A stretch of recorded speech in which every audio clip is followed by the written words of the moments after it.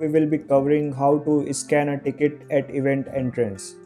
So uh, organizer, admin, POS, anyone, ticket scanner, anyone can scan the ticket on the ticket entrance. So let's open the ticket scanner. I have logged in as organizer, so click on ticket scan, allow this window. You can do the same thing using any mobile device browser. Click allow. Once you click allow, the camera will open and you need to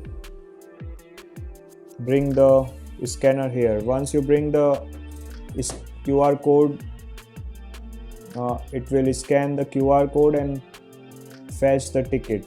Here you can simply select the attendee who is going to attend this event and click verify and check in. Once you click this, it will say check in.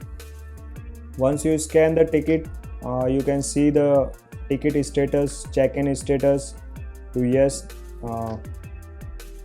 and yeah, the ticket scanning is successful. We hope you found this video informative. In the next video, we will be covering how to set up Stripe 3D checkout. Thank you. Stay tuned.